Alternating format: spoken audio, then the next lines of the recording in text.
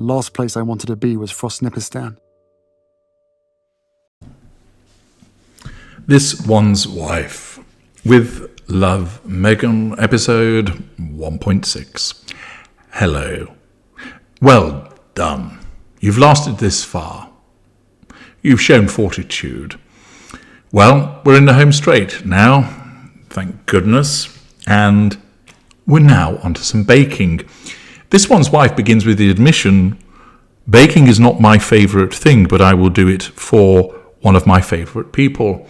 Strange admission to make when you claim to be a foodie, but there we are.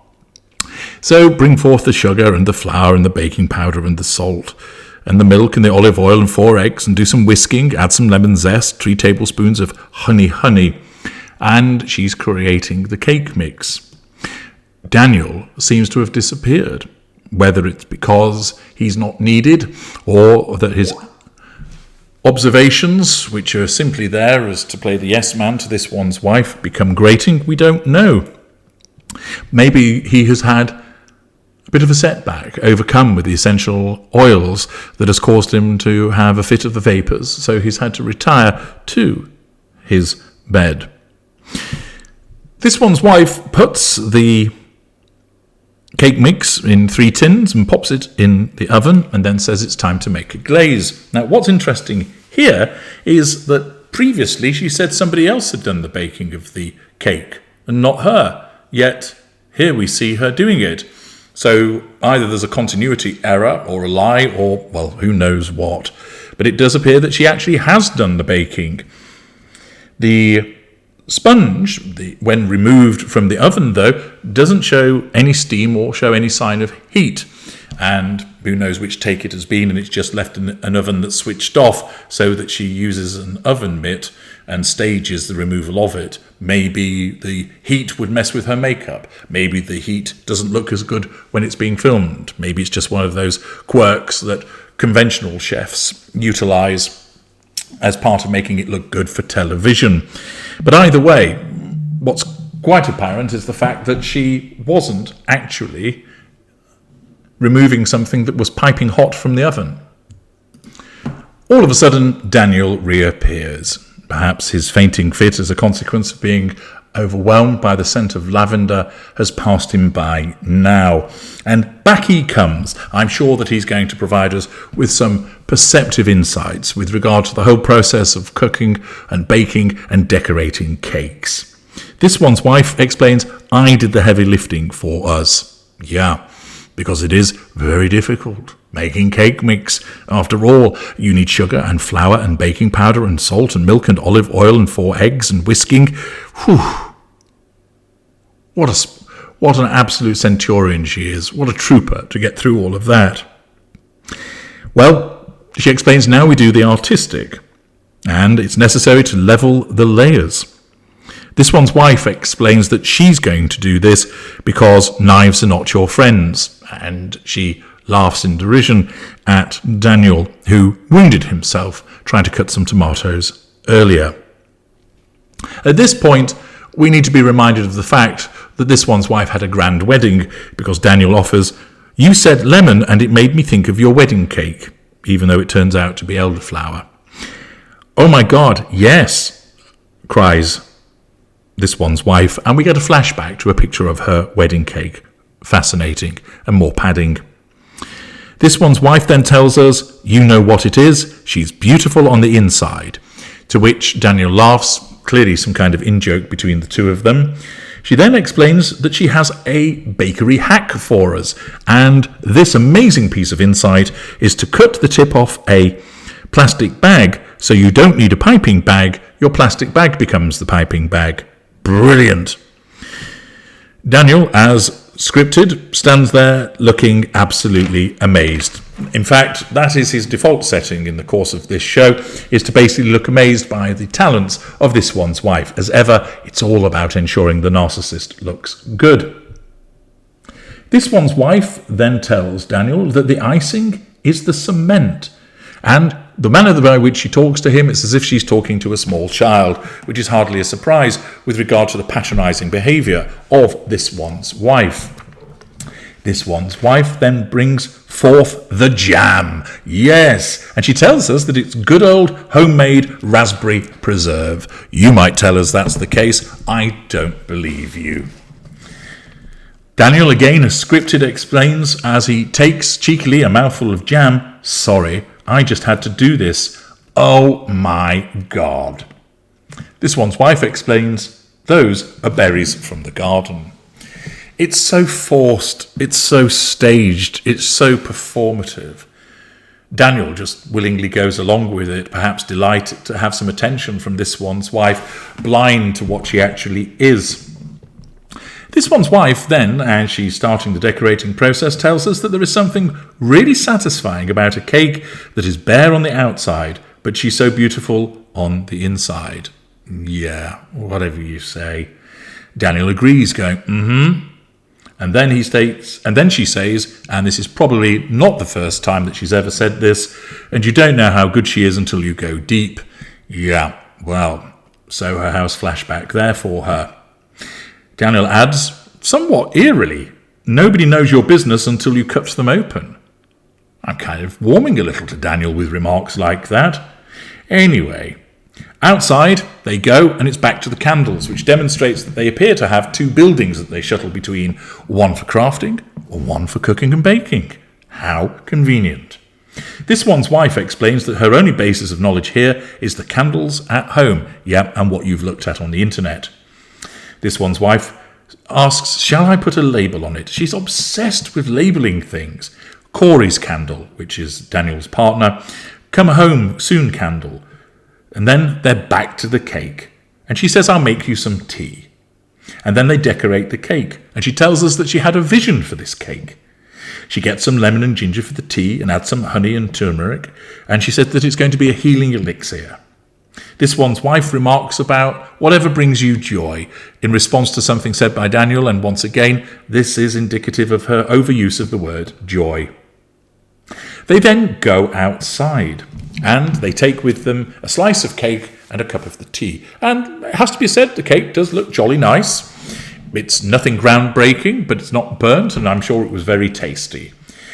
It's a rather beautiful view from where they're sat of the mountains in the distance. And hilariously, Daniel then comments, I think all of that is fake. Oh, if only you knew, dear sir, just how much of what you've been wading through is fake. But she confirms it's not a backdrop. They then recap on what they've done. The pasta, the cosy bath, the cake, and the candle. He points out, you've always sent me home with incredible things. What, like a dose of herpes, perhaps? And then they toast to love. This one's wife explains, next time you come, we're going to hike that, gesticulating at the mountains. Ordinarily, I thought you hiked in the middle of the road, this one's wife, not going up mountains. Those chicken legs will never propel you up there. And then there's a train in the distance, prompting this one's wife to go toot toot, beep beep, presumably spending too much time with Harry. And then that's your lot. Phew.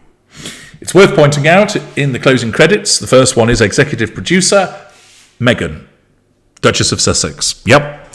Clinging on to that title, as always, bestowed from a family that she declares is racist. And there you are. That is the detailed analysis of episode 1. We made it, valuable viewers. We got through it all. The food looks okay. We can't question that, but then that's not going to make it stand apart. The problem is that this one's wife, it's essentially this. If you like her, you'll have enjoyed the programme because it's light and fluffy, a bit like what's between the ears of those that think she's really great. If you don't like her, you'll have just sat and thought, yep, it's more of the same. False performative behaviours, word salad, licky comments, lack of charisma, lack of invention, and so forth. And everybody else probably wouldn't have bothered watching it because they're not that interested. And therein lies the problem for this one's wife. The many people that don't like her are not going to be turned around by this programme in the slightest because it's far too late. And as for anybody else, they've probably formed the view that she's a vacuous attention seeker and they're not that interested in her, and therefore a programme about cooking when there are hundreds of others, particularly from a somewhat self-absorbed individual who's not showing a lot of awareness with regard to people's circumstances at the moment means they're not going to be interested in it. This first episode will probably get quite a lot of views, despite people claiming they won't watch it. I suspect that they'll give in to the temptation to do so, and of course her supporters will watch it also. The other aspect is that thereafter, I think that the viewings will plummet because it really doesn't have anything going for it. It's certainly not offensive. It is pretty anodyne in that nature. But the problem is, it's not going to have any heavyweight guests that will interest people. They're just basically stooges that are sent there to make this one's wife look good. What she's going to create, again, isn't going to be anything that will blow you away. We're not talking Heston Blumenthal levels of invention. And it comes from somebody who's tried her hand at so many other things, she lacks credibility. Furthermore, the major problem is that it's all about her. She doesn't show any real interest in her guests. Why? Because she isn't interested in them. And if she actually had some particularly interesting guests that were allowed to demonstrate their own skills and add something, it might just increase interest in this program. But it has to be all about her. The guests saying how wonderful she is, demonstrating how kind she is, what a brilliant crafter she is, what a brilliant cook and baker she is, when most people understand and recognise she isn't any of those things, and that she's just engaging in character trait acquisition, bolting this on from other people. The result? An anodyne programme that isn't going to set the world alight and certainly doesn't merit a second Netflix deal. I thought it improved a little towards the end. The interaction between the two of them showed that there was some form of friendship, at least from him towards her. As you know, from her to him, it's purely manipulative, although she doesn't think in such terms. But after all, the major problem also is this failure to talk to the camera. It makes people feel like they're an unwanted guest. And given that she's basically trying to sell her recipes, her products and produce to people, the way the show has been designed is that the viewer is in effect excluded, that they feel like a voyeur. They're not invited in to share the experience, which is a strange decision given that this isn't just about here's a recipe, and this is what you do to make this particular meal or cake or such like. But it's predicated on the idea of hospitality, which presumably, if you're a good host, you want to invite people in. You want to feel like that you have been invited into the program, that you're that special guest, so that you'll think, these ideas are really lovely. I got that warm, prurient feeling in my tummy. I want to share that with other people.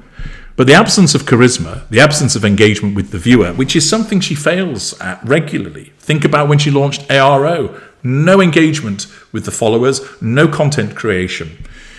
With As Ever, there hasn't been that also. And thus, this is a major failing for this programme. That lack of engagement, the failure to involve the viewer, the absence of charisma, and the fact that generally many people find this one's wife unlikable means that ultimately there is simply not enough substance to turn around those major drawbacks with this programme. And that's why it's going to fail.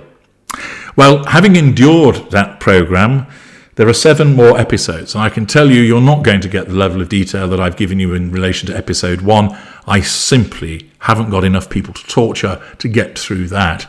Instead, I'm now going to do something that pleases me mightily to ensure that the mind-numbing tedium that I've endured on your behalf, and you better show your gratitude, I'll tell you, is removed.